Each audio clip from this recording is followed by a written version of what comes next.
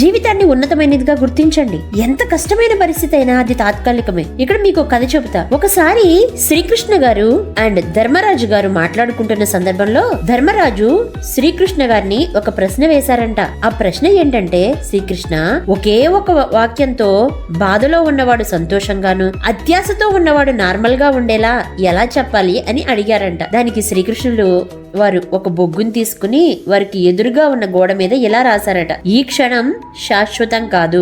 నిజమే కదా, మీరు ఎదుర్కొంటున్న ఈ కష్టాలు శాశ్వతం కాదు. మీరు ఉండటం వలన మరొకరి జీవితం వెలుగుతుంది. మీ ప్రాణం విలువైనది. ఆత్మహత్య ఆలోచన వచ్చినప్పుడు వెంటనే చేయవలసిన 5 అత్యవసర చర్యలు మీకు చెబుతాను, నేర్చుకోండి. వెంటనే ఎవరినైనా సంప్రదించండి. ఒంటరిగా ఉండకండి. ఆ ఆలోచన వచ్చిన క్షణంలోనే మీరు నమ్మే వ్యక్తికి కాల్ చేయండి లేదా మెసేజ్ చేయండి. కుటుంబ సభ్యులకో, స్నేహితులకో, ఇరుగు పొరుగు వాళ్లకు, ఎవరికైనా సరే మాట్లాడడం ద్వారా ఆ ఆత్మహత్య ఆలోచన బలం తగ్గుతుంది. హెల్ప్ లైన్ నెంబర్లకు ఫోన్ చేయండి. మీరు ఆ క్షణంలో ఎవరికీ చేరుకోలేకపోతే వెంటనే ఇక్కడ కనిపిస్తున్న నెంబర్లకి డైల్ చేయండి. ఇవి 24 గంటలు అందుబాటులో ఉంటాయి మరియు పూర్తిగా కాన్ఫిడెన్షియల్ గా ఉంటాయి. 3.